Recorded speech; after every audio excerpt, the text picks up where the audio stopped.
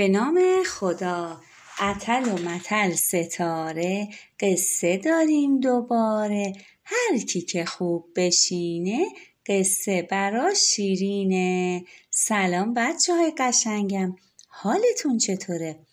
آماده این تا با هم بریم یکی دیگه از قصه های داستانک رو بشنویم؟ اسم داستان امروز هست دوباره یادم رفت اجازه بگیرم. نویسنده این داستان زیبا جولیا کوک و نقاشی های قشنگش رو کلسی دیوید کشیدن. مترجمش هم خانم زهرا قفاری هستن. اسم من آرجیه. من دوباره تنبیه شدم. اینطور که معلومه تازگی ها پشت سر هم دارم تنبیه میشم. چهارشنبه بعد از مدرسه من و صمیمی ترین دوستم سم دیدیم دلمون نمیخواد سوار اتوبوس مدرسه بشیم. به جاش تصمیم گرفتیم پیاده به خونه برگردیم. در راه برگشتن به خونه توی زمین بازی با هم مسابقه پرتاب سنگ دادیم. ما کفشامون رو در آوردیم و رفتیم توی برکه قورباغه ها آب بازی کنیم. اما نتونستیم قورباغه‌ای بگیریم. بعد به مغازه‌ای که در اون نزدیکی بود رفتیم و یخ در بهشت خریدیم. یخ در بهشت من مزه آدامس و تمشک میداد و یخ در بهشت سم مزه انگور داشت. وقتی به خونه رسیدیم دیدم مامانم حسابی نگران شده. اون لبخندی زد و به طرفم دوید و محکم بغلم کرد. اما همین که لکه های یخ در بهشت رو دور دهانم دید لبخندش تبدیل به عصبانیت شد. مامان گفت تا الان کجا بودی؟ خیلی نگرانت شده بودم. راستش من و سم دیدیم دلمون نمیخواد با اتوبوس مدرسه به خونه برگردیم. برای همین. تا خونه پیاده اومدید؟ بله، و توی راه با هم مسابقه پرتاب سنگ گذاشتیم. آرجی، قرار نیست یک دفعه برای خودت تصمیم بگیری که سوار اتوبوس مدرسه نشی. باید اول اجازه بگیری. ما تمام این 2 ساعت دنبال شما 2 نفر میگشتیم. معلمتون نگران شده بود. راننده اتوبوس مدرسه نگران شده بود و من و بابات داشتیم از نگرانی میمردیم. مامان و بابای سم هم نگران شده بودن. برای چی اینقدر عصبانی هستی؟ ما فقط تا خونه پیاده اومدیم. آرجی، من خیلی از دستت ناراحتم. چون از قبل اجازه نگرفتی و ما خبر نداشتیم تو کجایی. ببخشید، یادم رفت اجازه بگیرم. مامانم گفت بعضی وقتها با گفتن ببخشید چیزی درست نمیشه. و بعد به صندلی تنبیه فرستاده شدم. صبح سم به خونه ما اومده بود و داشتیم با هم پلی استیشن بازی میکردیم. باید یکی از رمزهای بازی رو از اینترنت پیدا میکردیم تا برنده بشیم. بابا و مامان همیشه به من میگن قبل از اینکه بخوایم از اینترنت استفاده کنیم باید از اونها اجازه بگیرم. اما بابا داشت بیرون خونه ماشینش رو میشست. مامان هم پای تلفن بود و با خاله سیلویا حرف میزد. سم گفت بیا خودمون زود بریم و پیداش کنیم. به اتاق کار بابا رفتیم و من کامپیوترش رو روشن کردم. درست همون موقع مامان تلفن رو قطع کرد. اون گفت آرجی، مگه نگفته بودم قبل از استفاده از اینترنت باید اجازه بگیری؟ ما فقط میخواستیم رمز بازی رو پیدا کنیم. حالا مگه چی شده؟ مهم اینه که تو یاد بگیری به قانون احترام بگذاری و خلاف اون عمل نکنی. سم، لطفاً برگرد خونتون. آرجی، میدونم باید دوباره برم روی صندلی تنبیه بشینم. اون روز بعد از ظهر با خواهر کوچکم بلانش از کلاس موسیقی به خونه برگشتیم و همین که در رو باز کردیم فهمیدیم بوی کیک داغ شکلاتی در خونه پیچیده. مامانم از اون کیک های معروفش درست کرده بود. یک کیک 3 لایه با 2 لایه شکلات و خامه زده شده. کیک هم اونجا بود روی کابینت و درست جلوی چشمای ما. کنار کیک یه یادداشت بود که روش نوشته شده بود آرجی و بلانش عزیزم، من رفتم دنبال مامان بزرگ و تا 10 دقیقه دیگه برمیگردم. خوراکی هاتون روی میز حاضره. دوستتون دارم مامان. به چیزهایی که روی میز بود نگاه کردم. چند تا سیب، کمی پنیر و تعدادی بیسکویت ساده.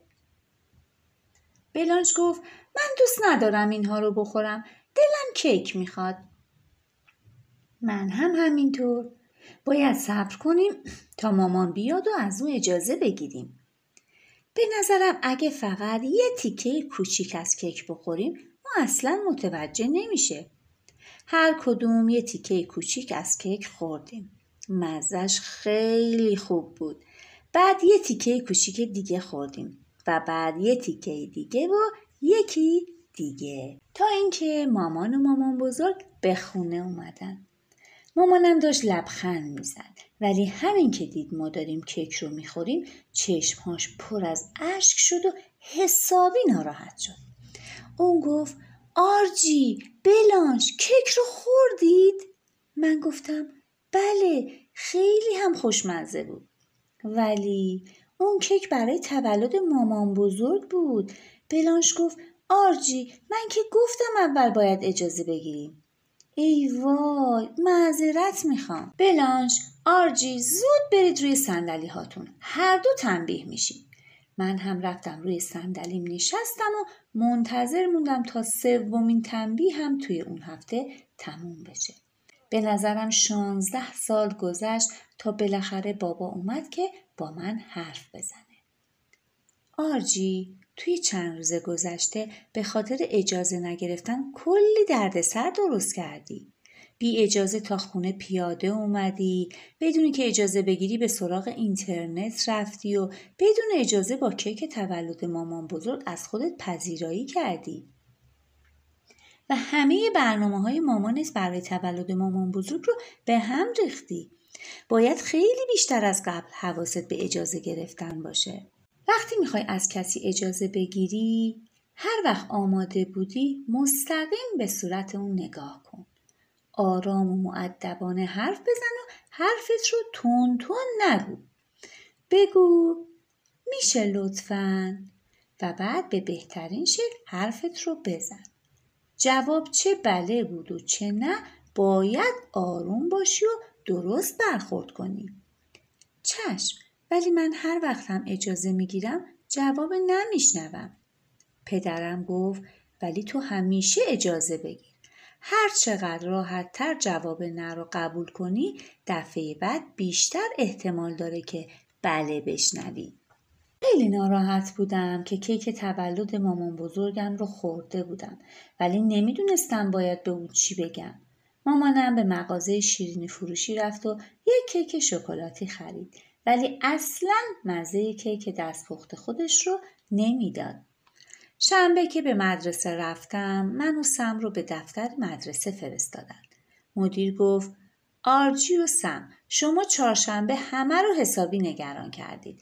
قرار نیست هر وقت دلتون خواست پیاده برگردید خونه.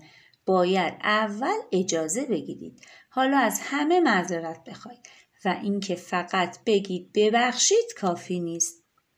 من پرسیدم پس باید چی بگیم؟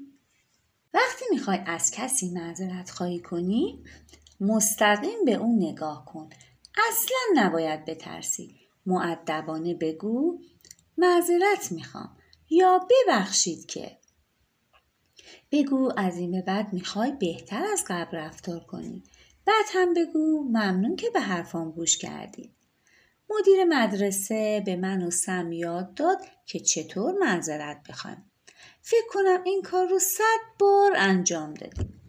بعد باید از معلممون و راننده اتوبوس مدرسه معذرت میخواستیم و به اونها میگفتیم که دیگه بی اجازه به خونه بر نمیگردیم. بعد از اون همه تمرین معذرت خواهی دیگه خیلی خوب این کار رو یاد گرفته بودم. وقتی از مدرسه به خونه برگشتم از مامانم خواستم من رو به خونه مامان بزرگ ببره تا از او هم به خاطر اینکه کیک تولدش رو خورده بودم درست و حسابی معذرت خواهی کنم. من اون روز فهمیدم که اجازه گرفتن از دیگران خیلی راحت تر از معذرت خواستنه. اما مامان بزرگ خیلی از معذرت خواهیم خوشش اومد و محکم بغلم کرد. جمعه هفته بعد من و مامان بزرگ با کمک هم یک کیک 3 لایه با 2 لایه شکلات و خامه زده شده درست کردیم و من اون کیک رو به مامانم هدیه دادم. خب بچه‌های قشنگم، شماها برای کارهایی که میخواید انجام بدید اجازه میگیرید؟ حتما اینطوره.